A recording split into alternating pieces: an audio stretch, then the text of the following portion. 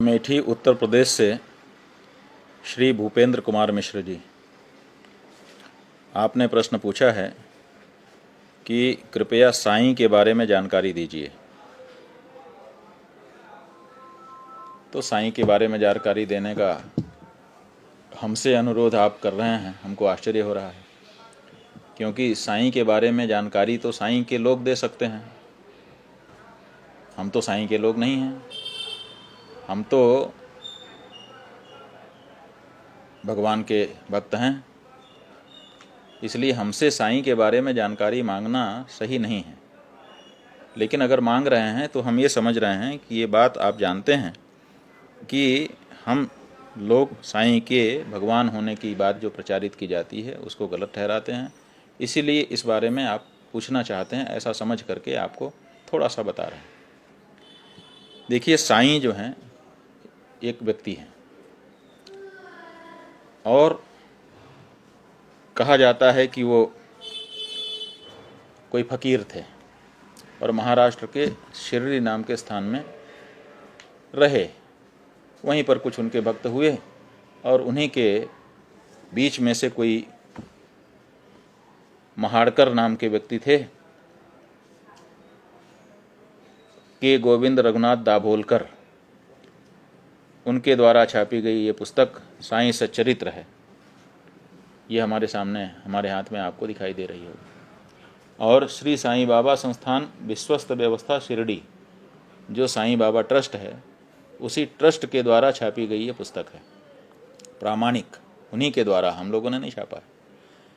तो ये पुस्तक हम लोगों ने देखी और इस पुस्तक में ये कहा गया है, और साईं बाबा के लोग इस पुस्तक से इतर भी जगह जगह पर इस बात का प्रचार करते हैं कि साईं बाबा ही परब्रह्म परमात्मा हैं और राम कृष्ण शिव सब तो उनके जन्माए हुए हैं। तो ये बात हम लोगों को ठीक नहीं लगती है। अगर कुछ लोगों की किसी व्यक्ति विशेष पर किसी कारण से श्रद्धा है, हम उसको इनकार नहीं करते हैं, वो कर सकते हैं, लेकिन उनको भगवान के रूप में प्रस्तुत कर दें और भगवान बना करके ये कहने लगें कि राम कृष्ण शिव सब इन्हीं के अंतर्गत आते हैं, ये सबसे श्रेष्ठ हैं। और फिर सनातन धर्म के जो मंदिर पहले से बने हुए हैं, कोई शिव मंदिर बना है, कोई कृष्ण, कोई राम मंदिर बना हुआ है, कोई गणेश जी का मंदिर, कोई हनुमान जी का मंदिर बना हुआ है, उन मंदिरों में साईं बाबा की मूर्ति ले जा करके स्थापित कर दें, तो ये हम लोगों को स्वीकार नहीं है।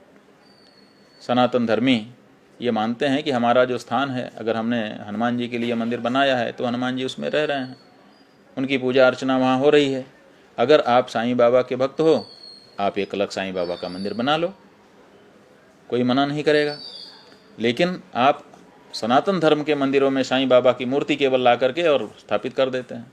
और साईं बाबा की जो मूर्ति स्थापित की जाती है वो कैसी है कि साईं बाबा जो व्यक्ति हैं वो अपना बायां पैर नीचे रखे हैं और दाहिना पैर बाएं पैर के ऊपर, माने पैर के ऊपर पैर चढ़ा करके बैठे हुए हैं, जो कि हमारे यहाँ अशिष्टता माना जाता है। किसी भी बड़े के सामने कोई व्यक्ति पैर पे पैर चढ़ा करके बैठे, इसको शास्त्र की दृष्टि से अशिष्टता माना जाता है। तो वो वैसी मूर्ति दिखाई जाती है और उस मूर्ति के बारे में कहा जाता है कि यही मूर्ति जो है परब्रह्म परमात्मा है। और फिर साईं चालीसा, साईं संध्या, साईं गायत्री, साईं सब कुछ साईं साईं में कर दिया गया है। साईं राम, सीताराम की जगह साईं राम, ये सब जो होने लगा, जो सनातन धर्म का परिवर्तन किया जाने लगा, जैसे धर्म परिवर्तन होता था ना, तो धर्म परिवर्तन के बारे में ये जानकारी है सबके मन में कि किसी व्यक्ति के धर्म को बदल देते हैं। पहले कोई हिंदू होता है, फिर उसको कुछ और धर्म में बना देते हैं, पहले कोई कुछ और होता है, उसको इस धर्म में बना देते हैं। इसी का नाम है धर्म परिवर्तन। यहाँ एक अलग प्रकार की कोशिश हो गई। इन्होंने कहा धर्म को ही परिवर्तित कर दो, सनातन धर्म का जो स्वरूप है उस सनातन धर्म के स्वरूप को ही परिवर्तित कर दो। और वो कार्य इस संस्था के लोगों के द्वारा और इनका नाम लेकर के, इनकी अनुयायी हों चाहे ना हों, उनके द्वारा किया जाने लगा। तो जगत गुरु शंकराचार्य जी महाराज, परम पूज्य ज्योतिष पीठ और द्वारका शारदा पीठ के जगत गुरु शंकराचार्य जी महाराज से जब सनातन धर्मियों ने पूछा तो उन्होंने कहा कि हमारे यहाँ साईं नाम का कोई देवता हमारे शास्त्र में नहीं है, और हमारे शास्त्र में जिन देवताओं का वर्णन है उन्हीं देवताओं की पूजा उपासना की जा सकती है। नए देवता इस तरह से नहीं गढ़े जा सकते। और फिर साईं सच्चरित्र जब मंगा करके पढ़ा गया तो बड़ा अटपटा लगा, क्योंकि पन्ने पन्ने पर ऐसी बातें हैं। ये देखिए अध्याय 23 है, 157 पृष्ठ, यहाँ लिखा हुआ है।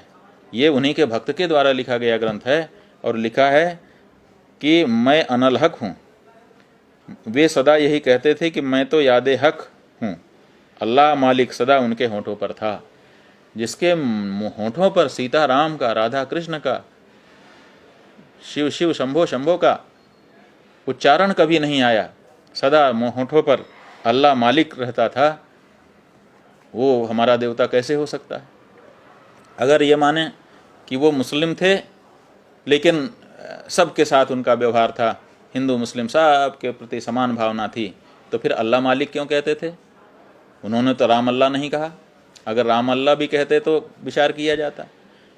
साफ कहते हैं कि अल्लाह मालिक उनके होठों पर रहता था। और फिर तरह तरह की बातें बताई गई हैं। मांसाहार के बारे में बताया गया है, नमाज के बारे में बताया गया है, और दूसरी चीज़ों के बारे में बताया गया है। ये देखिए 198 पृष्ठ है। हमने कुछ पृष्ठ केवल सिंपल के लिए आपको सामने प्रस्तुत करने के लिए निकाल दिए। ये लिखा है कि गंगा स्नान की बात है। एक बार मकर संक्रांति के अवसर पर मेधा ने विचार किया कि बाबा को चंदन का लेप करूं और गंगा जल से उन्हें स्नान कराऊं। कोई उनकी भक्त है वो। बाबा ने पहले तो इसके लिए अपनी स्वीकृति न दी, परंतु उसकी लगातार प्रार्थना के उपरांत उन्होंने किसी प्रकार स्वीकार कर लिया। कई बार कहने पर हाँ कहा।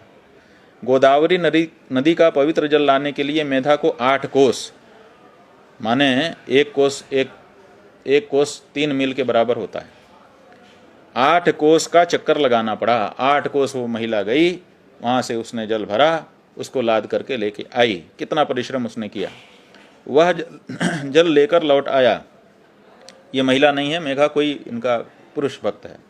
और दोपहर तक पूर्ण व्यवस्था कर ली। तब उसने बाबा को तैयार होने की सूचना दी।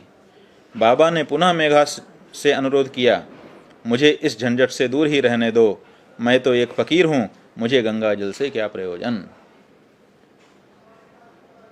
माने कितना दृढ़ है वो अपने फकीरी में। ये फकीर जो होते हैं ना, ये इतने कट्टर नहीं होते हैं। ये तो कहते हैं हम सूफियाना अंदाज है कि हम तो सब में परमात्मा को देखते हैं, लेकिन ये सूफी व्यवहार भी नहीं है इनका, दिखाई दे रहा है। पहले तो माने नहीं गंगा जल से नहाने के लिए। जब गंगा जल आ ही गया तब उन्होंने कहा कि मुझे इस झंझट से दूर ही रहने दो, गंगा स्नान इनके लिए झंझट है, मैं तो एक फ़कीर हूँ। और साफ कह दिया कि मैं तो एक फ़कीर हूँ, मुझे गंगा जल से क्या प्रयोजन। तो जिसे हमारी माँ गंगा से प्रयोजन नहीं है, उससे हमारा क्या प्रयोजन हो सकता है। अगर इतनी सी बात कह दी गई तो बाद में बड़ा हल्ला मचाया लोगों ने।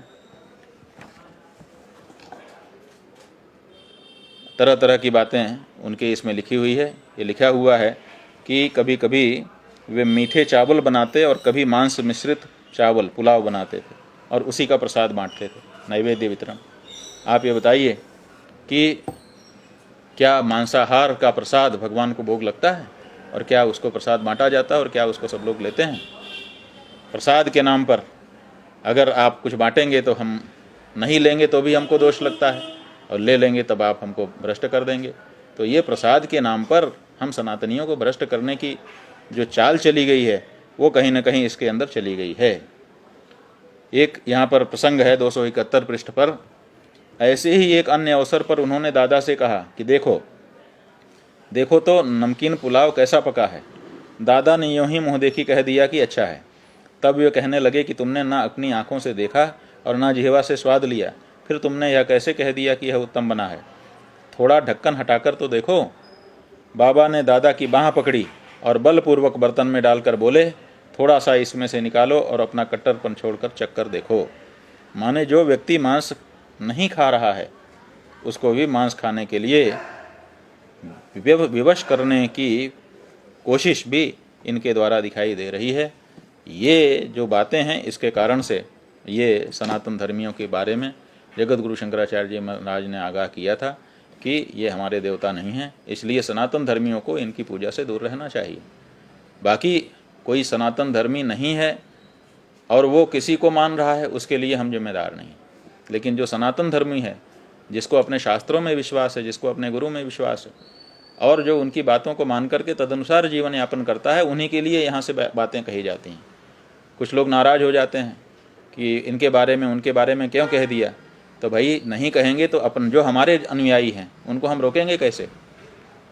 किसी भी संस्था में अगर एक सीमा नहीं बनाई जाएगी कि इतने में रहे तो हमारा, नहीं तो बाहर हो जाओगे तो गलत हो जाएगा। तो हम अपने जो अनुयायी हैं, सनातन धर्मी हैं, जो वेद शास्त्रों के अनुसार अपना जीवन जीना चाहते हैं, उनको निर्देश देने के लिए उल्लेख करना पड़ेगा कि नहीं करना पड़ेगा? ये बताना पड़ेगा कि नहीं बताना पड़ेगा कि मांस मिला करके अगर कोई कुछ परोस रहा है तो आप उसको स्वीकार मत करिए।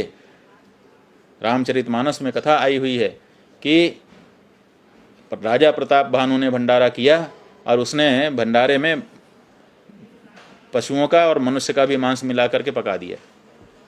आकाशवाणी हुई और ब्राह्मण लोग बैठ चुके थे भोजन करने के लिए, लेकिन भय रसोई भूसुर मासु सब द्विज उठे मानि विश्वासु। जैसे ही आकाशवाणी ने कहा कि अरे रसोई में तो मांस पकाया गया है, वैसे ही सब लोग, सारे ब्राह्मण उठ करके खड़े हो गए कि हम नहीं खाएंगे। तो पत्तल पे बैठ चुके थे लेकिन उठ गए। तो ये बात हमको बतानी पड़ेगी कि प्रसाद सिर झुका करके स्वीकार करने की वस्तु है, लेकिन प्रसाद के नाम पर अगर कोई और चीज़ आ रही है, अगर उसमें मांस मिला करके या कुछ और मिला करके दूषित करके किसी और कारण से कोई प्रसाद के नाम पर उसको आपके सामने दे रहा है, तो आप उसको इनकार भी करो, ये तो बताना पड़ेगा। तो हम जब भी कोई बात कहते हैं, चाहे वो साईं बाबा के बारे में हो, चाहे किसी और बाबा के बारे में हो, चाहे किसी और के बारे में हो, पूछने पर कहते हैं। पहली बात, अपने मन से हम कुछ नहीं कहते। दूसरे, जब हमसे कोई पूछता है तब हम कहते हैं, और कहते इतना ही है कि भैया हमारे लोग बचे रहो। आपकी निंदा में तात्पर्य नहीं है, हमको हमारे लोगों को बचाने में तात्पर्य है। तो इतना तो कम से कम हमको अवकाश आप लोग दिए रहें कि हम अपने लोगों के बारे में एक आपसी चर्चा कर सकें, अपने लोगों को अपना निर्देश दे सकें। जो हमारी बातों से सहमत है वो तो हमारे साथ रहे। आप हमको बोलने ही नहीं देंगे, ऐसा कैसे हो सकता है? तो ये साईं सच्चरित्र के बारे में आपको बता दिया। और ये जो पुस्तकें, एक श्री आचार्य अजय गौतम जी हैं दिल्ली के, उन्होंने लिखा है साईं का असच्चरित्र, और एक काशी की विदुषी हैं नीरजा माधव जी, उन्होंने लिखा है हिंदू धर्म स्वरूप और साईं का सच। ये दो पुस्तकें हैं जो इस बारे में पर्याप्त सामग्री आपको उपलब्ध कराती हैं। अगर आपको अधिक जानकारी की इच्छा हो तो इन दोनों पुस्तकों को आप प्राप्त कर सकते हैं। अजय गौतम जी को आप इंटरनेट पर सर्च करेंगे तो वो मिल जाएंगे, क्योंकि वो टेलीविज़न में बार बार आते हैं। ऐसे ही नीरजा माधव भी बहुत ख्यातिलब्ध लेखिका हैं। दोनों के नाम और नंबर आपको मिल जाएंगे। आप ये दो पुस्तकें वहाँ से मंगवा लीजिए और इनको पढ़िए। साईं बाबा के बारे में सारी जानकारी आपको हो जाएगी।